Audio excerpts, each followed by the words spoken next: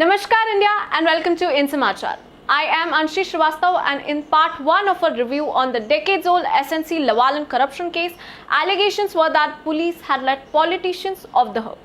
This pressured the authority to hand over this case to the CBI. Today, we will understand what happened after CBI's involvement. In May 2006, the LDF government led by V.S. Achyutananand assumed office. The government was not keen to hand over the probe to CBI. Vijayan was party state secretary then. A public interest litigation was moved in the High Court, where the state government objected to the probe by the central agency. But in 2007, the High Court allowed CBI to probe the case. There was a delay in the probe, which again invited High Court's intervention. In January 2008, the CBI submitted the final report in the High Court, arguing Vijayan as an accused. CBI sought Kerala government's sanction to prosecute Vijayan as he had been the minister. In June 2009, Governor R.S. Gavai accorded the sanction to prosecute Vijayan. It was also the first time a Politburo member was being prosecuted for corruption. Vijayan emerged as an accused when the CBI submitted the final report. There had been 11 persons as accused.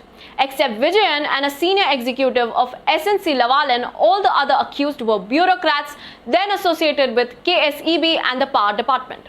All of them retired over the years and then a few of them even died as the year elapsed. Vijayan was charged under Section 120B, 420 of the IPC and with Section 13.1 and 13.2 of the Prevention of Corruption Act. The CBI found that Vijayan had shown unusual enthusiasm in that deal.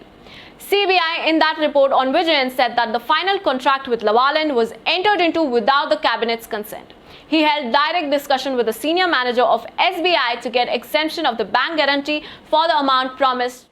He finalized the contract without a formal approval of KSEB and that he had been keen to retain the Malabar Cancer Centre under the KSEB. On 24 August 2017, Kerala High Court upheld the verdict of the CBI, which had allowed Chief Minister Pinarayi Vijayarayan's discharge in that case. The HC then observed that the prosecution does not have any sufficient and satisfactory material to work out a prima facie case against the accused.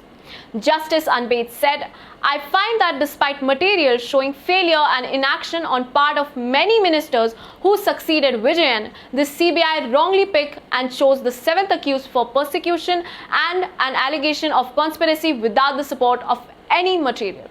The CBI had moved the petition in the Supreme Court in 2017 itself. The Lawalan case has been extensively debated in Kerala politics and media, mainly because of Vijayan's naming as an alleged accused. Vijayan's rival V.S. Achyutananand, who had been the chief minister from 2006 to 2011, did not subscribe to the party view that the case was politically motivated. Achyutananand had been reprimanded more than once for adopting an anti-party stand on that issue. He kept racking up the issue often until Vijayan assumed the office in 2016. The outcome of the CBI petition in the Supreme Court would be another crucial moment for Vijayan. The CPIM has always adopted the stand that the case was used to besmirch the image of Vijayan as well as the party. That is all that we have for you in SNC Lawalan and KSEB scam. For more such news updates, log on to www.insamachar.com. This is Anshi Srivastav signing off. Namaskar.